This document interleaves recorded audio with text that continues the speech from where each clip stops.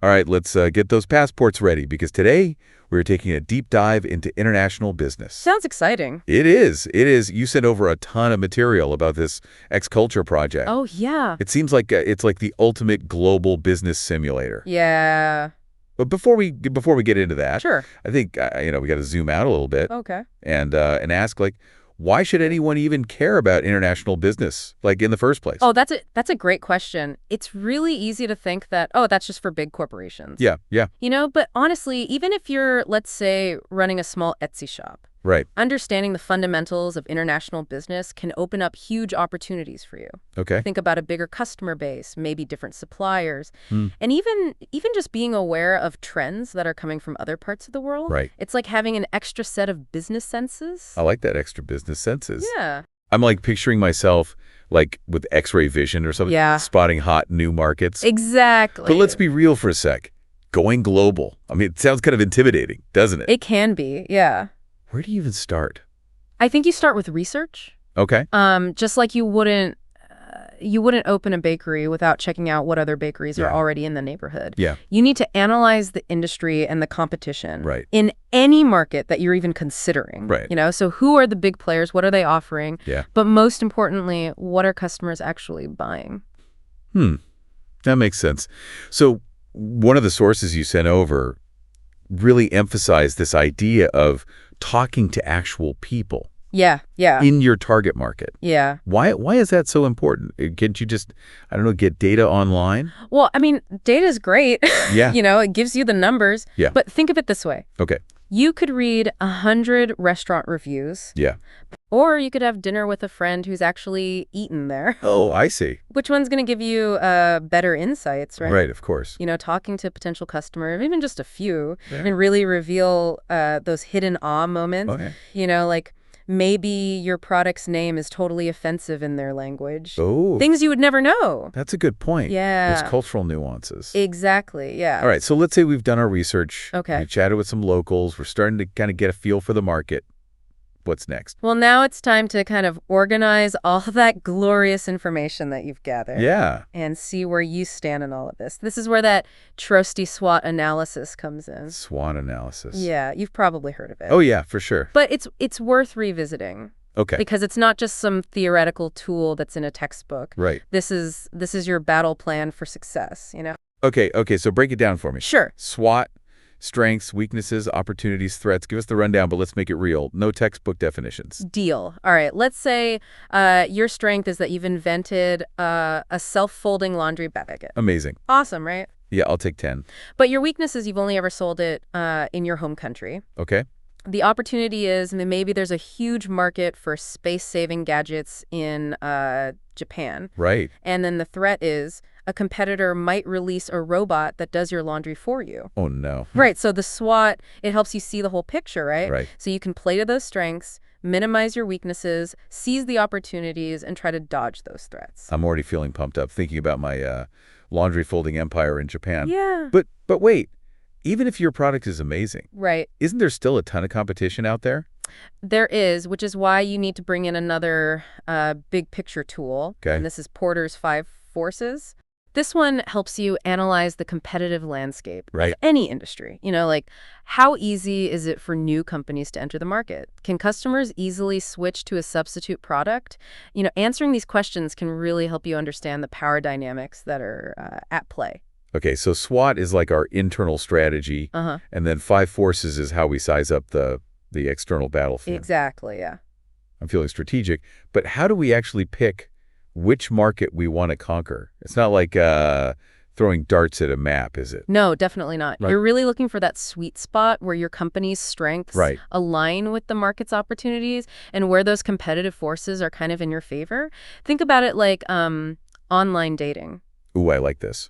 You're not looking for just any match. Right. You're looking for the right match. The right match, yeah. Yeah. Okay, I'm really liking this dating analogy. So what are some deal breakers we should be looking out for? Well, economic conditions are huge, right? Yeah.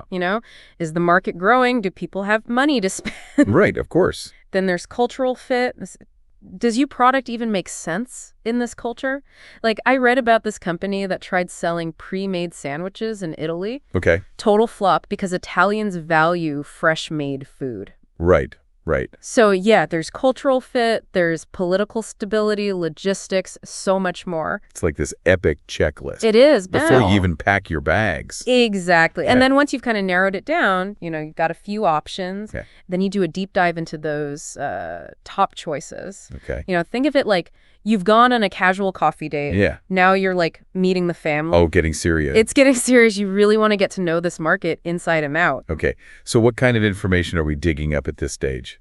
I'm picturing like a detective Yes. with a magnifying glass. We're looking at demographics, age, income levels, where people live. Right. We're analyzing their culture and consumer tastes. Okay. What are their values? What do they consider cool? Oh, interesting. And then, of course, we're looking at the economy. Yeah. Not just the overall GDP, Right.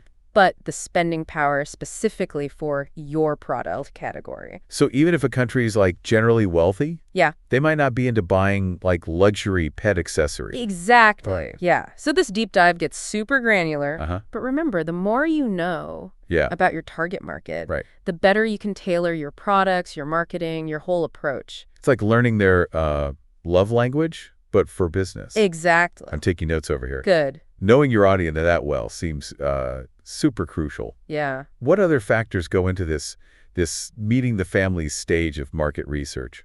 Well, you also need to consider the political climate. Is it stable, corrupt? How easy is it to actually do business there? Okay. And then finally, we're going to analyze the competition within that specific market. Right. Right. So who are you going up against? Yeah. How are you going to stand out? This is intense. It feels like we're like gathering intel for a top secret mission. Mhm. So we've chosen our ideal market. Okay. We've researched it inside and out. Right. Now, how do we actually get in? Do we just like set up shop and hope for the best? Well, there's a bit more strategy involved in that, I think. Okay. You need to choose the right market entry mode. Okay. It's kind of like picking the right vehicle for your journey. I see. Are you going to export your product from afar, license it to a local company, Okay. partner up in a joint venture? Right. Each option has pros and cons. Yeah. And choosing wisely can really make or break your success. Okay. Market entry modes. Yeah. Let's dive into those. I am all about picking the right vehicle, knowing which roads to take. So what's our first option? Let's start with exporting. Okay. Think of it like dipping your toes in the water. Okay. You're producing your goods or services in your home country. Yeah. And then shipping them overseas. It's a great way to test the market without a huge upfront investment. So if I'm making those awesome self-folding laundry baskets, Yeah, I could start by like selling them online to customers in Japan. exactly. No need to like open a factory over there just yet. Right. You could even partner with a distributor or retailer Right. in Japan to handle kind of the local sales and logistics. But just like any road trip, Yeah. exporting has its bumps, You're Sure. going to have to deal with shipping costs. Right. Tariffs, and maybe even cultural differences in packaging or labeling. Oh, right. That's a good point. And you're relying on someone else Yeah. to represent your brand. Right. Which can feel a little risky. It is, yeah. You have less control Yeah. compared to some of the other options. Okay. But let's move on to licensing. Okay. This is like giving someone else the recipe to your secret sauce Okay. for a fee, of course. Right. Of course. So you're essentially allowing another company to use your intellectual property, Right. like a patent or a trademark, to produce and sell your product in their market. So I could license my laundry basket design to a Japanese company, Yeah, and they would handle all the manufacturing and the sales? exactly. Sounds pretty hands-off. It can be, yeah. And it's a great way to generate revenue Right. without having to build your own infrastructure Yeah. in a new market. Okay. But of course, there's always the risk of intellectual property theft, Right. especially in countries with weaker legal protections. Yeah. You need some solid contracts Right. to protect your precious recipe. It's like trusting someone with your grandma's secret cookie recipe. Exactly. Do you want to make sure it stays secret? Yeah. All right. What's next? Franchising. This is like creating a clone army of your business. Okay. I'm intrigued. You're granting someone the right to operate a business under your brand Right. and using your proven system. Think McDonald's, Subway, Okay. Even yoga studios. All right, so it's like replicating your business model, Yeah, but someone else is running the day-to-day operations. exactly. Seems like a fast way to scale globally. It is. It allows for a rapid growth Right. without the franchisor, you having to invest heavily in each location. Okay, that makes sense. But consistency is key. If a franchisee doesn't maintain your standards, Right. it can reflect poorly on your entire brand. Quality control is essential. That's a good point. You don't want your clone army going rogue. No. What if you want a bit more control Okay. and a local partner who's got insider knowledge? That's where joint ventures come in. This is where you're teaming up with another company, Okay. usually a local one, Right. to create a new entity specifically for that market. It's like joining forces with a seasoned adventurer who knows the terrain. Oh, I like that. So I could partner with, let's say, a Japanese company Yeah, that understands the local retail landscape right. and the consumer preferences over there, Uh-huh. and we would kind of combine our strengths, share the risks. Exactly. Joint ventures can offer a really strong foothold in a new market Okay. because you're leveraging that local expertise, their networks, their resources. Right. But, like any partnership, there's potential for disagreements. Yeah, of course. If goals or management styles clash. It's like any good adventure buddy. Yeah, You got to make sure you're on the same page and you can trust each other. exactly. So what's our final option? The most adventurous option of all. A wholly owned subsidiary. Okay. This is where you're going all in, All right. building your own company from scratch in the target market. You're planting your flag and claiming your territory. Wow. Yeah. So I'd be setting up my own laundry basket factory, Uh-huh. hiring local staff, managing everything directly. Yeah. Maximum control, Maximum control. but also maximum responsibility. Exactly. It gives you complete control over your brand, your operations, your intellectual property. Right. But it also requires a significant investment Of course. and a deep understanding of the local business environment. That makes sense. Wow, so many options to choose from. There are. It's like we're planning like a global adventure. Yeah. But instead of picking a plane ticket, we're choosing like the best way to conquer the market. So much strategy. A lot of strategy involved. Now, let's say we've chosen our market entry mode. Okay. We're all geared up and ready to roll. But one thing that always kind of baffles me is pricing. Uh-huh. How do you determine the right price Yeah. for your product in a different country? Do you just convert the currency and call it a day? Not quite. Okay. Pricing internationally is way more nuanced than that.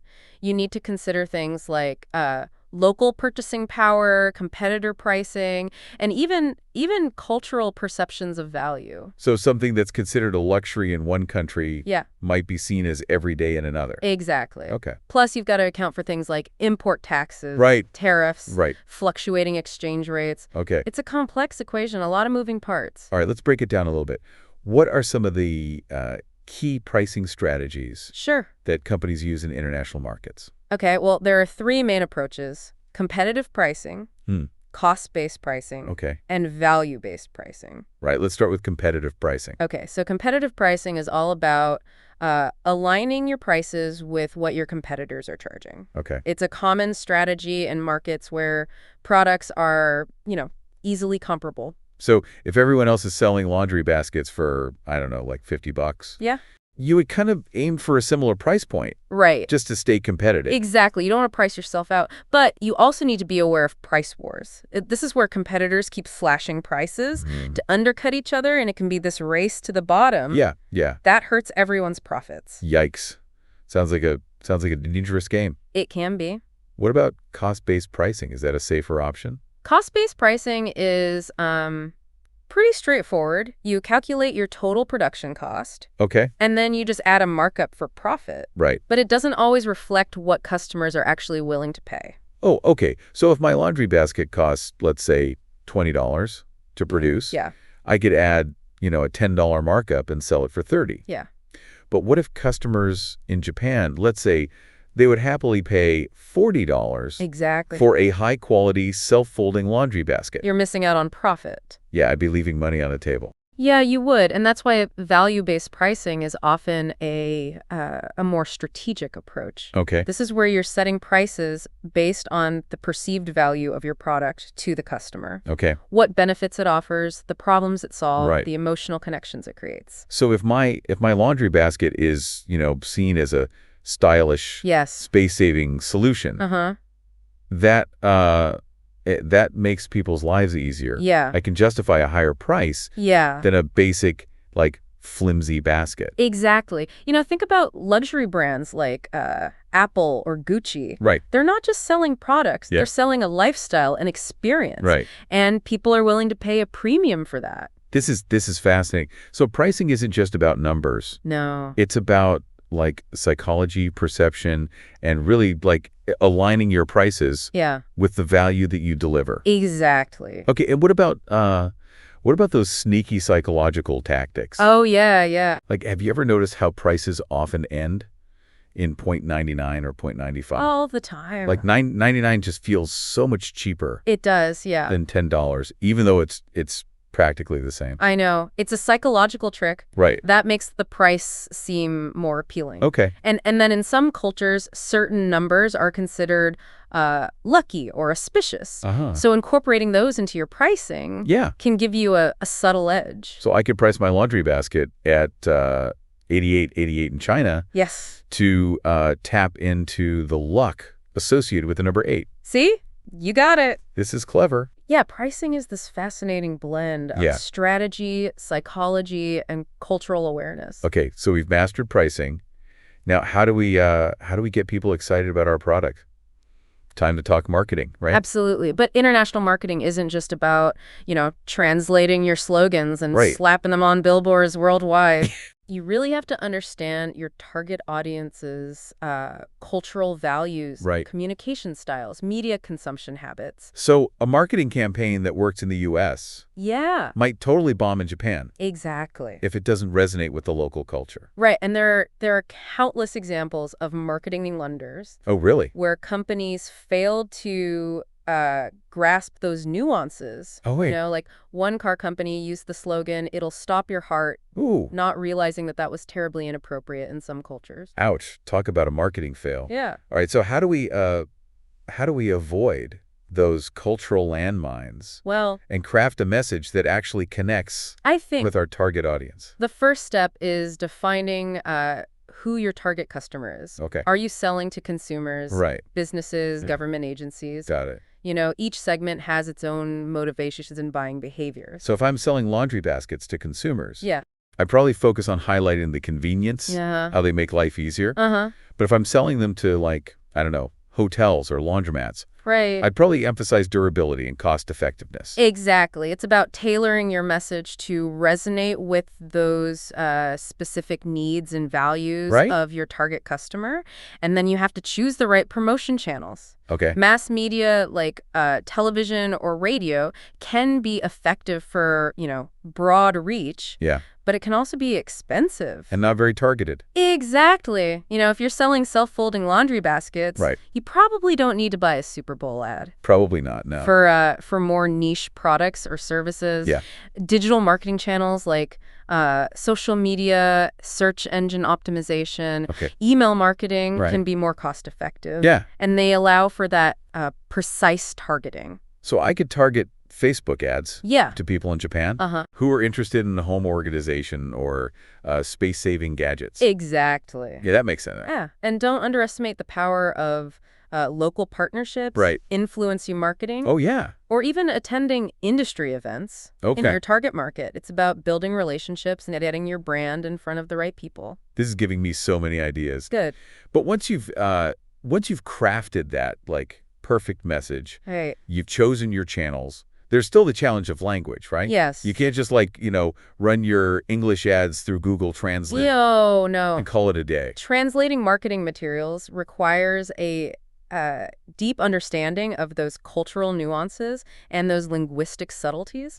A word-for-word translation can often miss that mark, or even worse, create, unintended offensive meanings. Oh, right. Yeah. So you need to work with, like, professional translators Yes. who understand the target culture and can kind of adapt your message in a way that really resonates Exactly. with the local audience. It's an investment worth making. Yeah. To avoid those embarrassing and potentially costly marketing blunders. Right. And don't forget about visuals.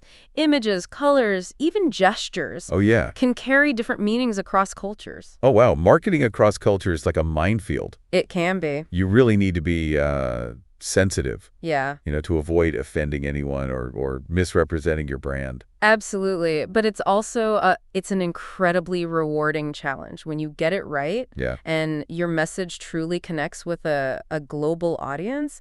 That's a powerful thing. Okay, we've navigated marketing. Now, what about the practical side of getting paid? Yes. Can't we just, accept credit cards Yeah. and call it a day? I mean, in some markets, yes. Okay. But in others, credit cards are less common. Right. And people might prefer alternative payment methods. Okay, like what? Mobile payment apps, Right. bank transfers, even cash on delivery in some regions. Oh, wow. Yeah. So if I'm selling laundry baskets in Japan, Uh-huh. I might need to accept payments through like popular apps Right. like PayPay or LinePay. Exactly. You need to offer payment options that align with local preferences and habits. Right. Make it easy. Make it easy and convenient for your Yeah. customers to pay, Yeah. no matter where they are in the world. And I imagine there are different like fees Yes. and security considerations Yeah. associated with each payment method. Absolutely. You need to factor in transaction fees, processing times, Okay. security measures to protect both your business and your customers. Right. And don't forget about currency fluctuations. Oh, yeah. Those can really impact your profitability if you're not careful. This is making my head spin. Global payments seem way more complex They are. than I ever imagined. It's a crucial aspect of international business that Yeah. often gets overlooked. Okay. But by understanding the various payment channels Right. and choosing the right ones for your target market, Right. you can create a really seamless and trustworthy experience for your customers. We've talked about markets, marketing, pricing. Uh-huh. Now let's talk about people. Okay. Managing a team across cultures. Yeah. That's got to be one of like biggest challenges of going global. It is, but it's also incredibly rewarding. A diverse team brings this wealth of perspectives, Right. ideas, and experiences. But managing those differences effectively requires a whole new set of skills and awareness. Okay, so where do we even begin with? Well, I think it starts with the hiring process, right? Okay. When you're recruiting in a new market, you need to understand the local labor laws, Right. cultural norms, and even things like, preferred communication styles. So what's considered a strong resume in one country Yeah, might not be as impressive in another. exactly. And what's seen as assertive in one culture might be perceived as like aggressive in another. It's all relative, isn't it? It is. It is. Yeah, so you need to adapt your recruiting and interviewing techniques Right. to make sure that you're attracting the best talent Yeah. and that you're assessing candidates fairly, Right. taking cultural differences into account. So it's like learning a whole new set of Yeah. like social cues Yes. and expectations. It is. And then once you've actually hired your team, I think that's when the real challenge begins. Okay. Managing them effectively across time zones, languages, and cultural differences. Okay, that sounds like a logistical nightmare. It can be. How do you keep everyone on the same page, working towards the same goals? Right. When you're dealing with like such diverse Yeah. perspectives and work styles. Well, I think communication is key. Okay. You need to establish really clear expectations, Right. use technology to facilitate collaboration, Okay. and create a culture of open dialogue and feedback. So tools like video conferencing, Yeah. project management software, instant messaging, Yeah. all that can help kind of bridge the distance and keep everyone connected. Exactly. But technology is only, it's only part of the solution. Right. You also need to foster a sense of trust Okay. and mutual respect within your team. Right.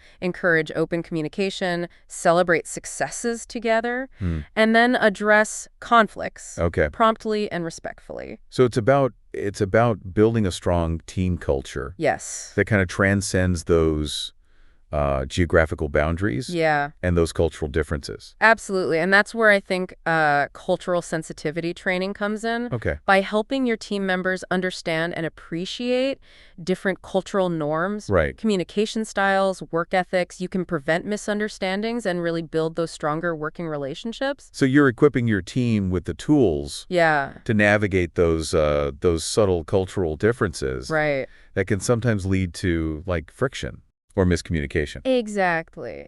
And remember, cultural sensitivity, this is an ongoing journey. Right. It's not a one-time training session. Okay. Encourage your team to learn from each other. Yeah. Share their perspectives. Right. Embrace the richness that diversity brings to the workplace.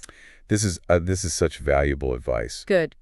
it's clear that managing a global team Yeah, requires like a whole new level I think so. of awareness, Yes. flexibility, and a commitment to, fostering an inclusive Yeah. and collaborative work environment. It does, but the rewards are immeasurable. Okay. A well-managed global team can be a real powerhouse Yeah. of creativity, innovation, and success in the global marketplace. We've covered a lot today, from market research and entry strategies Yeah. to pricing, marketing, Uh-huh. and even the complexities of managing a global team. Right. But there's one crucial element that I think we haven't touched on yet, Okay. and that's the nuts and bolts Yeah. of operations and logistics. Ah, yes. The backbone of any successful international business. Right, exactly. It's all about ensuring that your products or services flow smoothly from your suppliers to your customers, Okay. no matter where they are in the world. And I imagine this involves a whole lot more than just like putting your products in a box, Yeah. slapping on a shipping label. Much more, yeah. International operations and logistics. This involves a complex web Right. of suppliers, manufacturers, shipping companies, customs regulations, so much more. Wow. It's like orchestrating a global symphony of moving parts. Okay, let's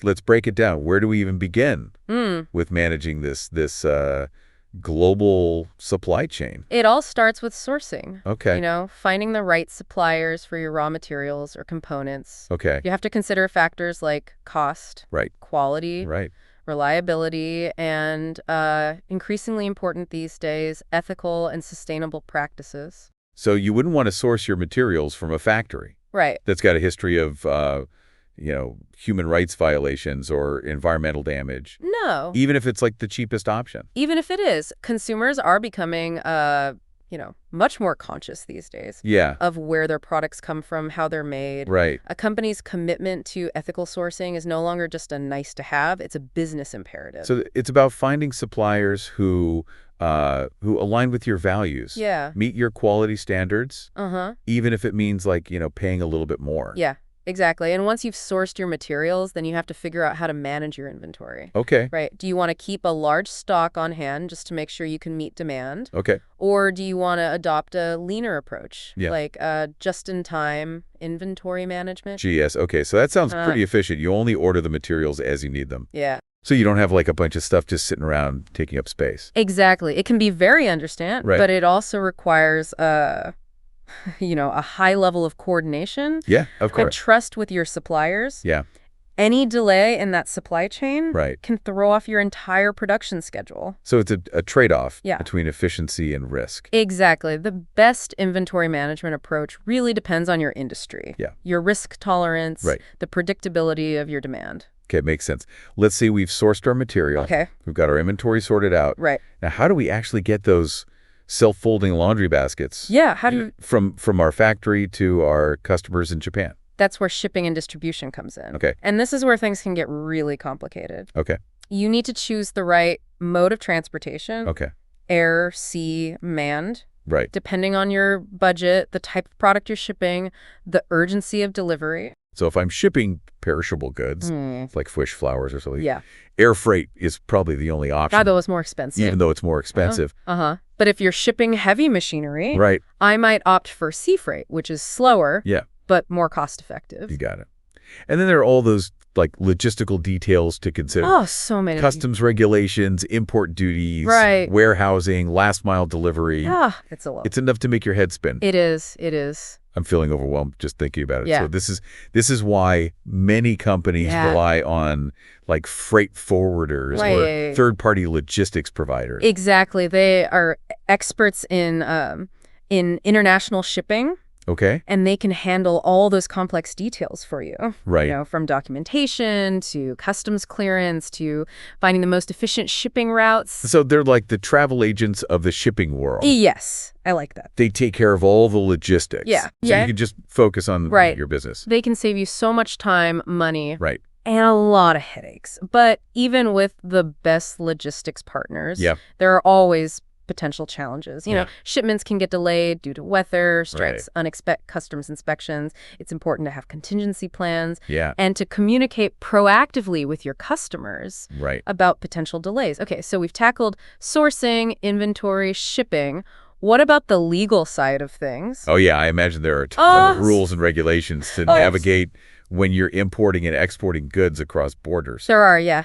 Each country has its own set Right. of import and export regulations. Okay. Tariffs, Okay. documentation requirement. Wow. It's essential to do your homework, make sure you're complying with all the rules Okay. to avoid any costly delays, fines, Right. or even having your goods confiscated. It sounds like a legal minefield. It can be, yeah. Where do you even begin to unravel all those complex regulations? Well, there are resources available to help businesses navigate the legal complexities of international trade. You can talk to government agencies, Okay, right. trade associations, specialized consultants. Right. They can provide guidance and support. And remember, compliance is an ongoing process. Yeah. Regulations can change frequently, so it's important to stay informed Right. and adapt your operations accordingly. It's like a constant game of catch-up. It can be, yeah. But compliance is crucial to make sure you're operating legally and ethically in the global marketplace. Absolutely. Speaking of ethics, we touched on ethical sourcing earlier. Yeah. But let's zoom out a little bit and talk about ethical considerations Okay. in international business as a whole. Okay, so we're not just talking about where our materials are coming from, No. but like how our entire business operates on a global scale. Yeah.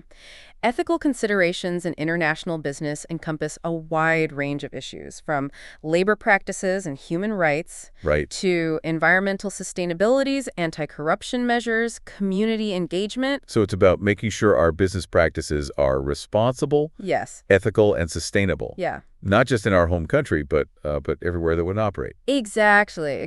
And this isn't just about, doing the right thing. Yeah. It's increasingly, it's becoming a business imperative. Hmm. Consumers are demanding more transparency and accountability Right. from the companies they support. Yeah. And they're willing to vote with their wallets. So a company with a strong ethical track record Yeah. is more likely to attract, customers, Right. investors, Okay. and even top talent. Exactly. Ethical behavior is no longer just a nice to have. It's a key differentiator. This is such an important point. It is. It's clear that international business success, it goes beyond just I think so. selling products or services. Yeah. It's about operating with integrity, Right. respecting cultural differences, Uh-huh. and making a positive impact Yes. on the world. I completely agree. It's about building a business that you can be proud of. Yeah. One that creates value not just for your shareholders, Right. but for all your stakeholders, Yeah. your employees, your customers, your suppliers, the communities you operate in. This deep dive has been incredibly eye-opening. Good. We've explored the complexities of market research, Yeah. entry strategies, pricing, marketing, Right. global operations, and the importance of ethics. Yeah. It's clear that international business is Hmm.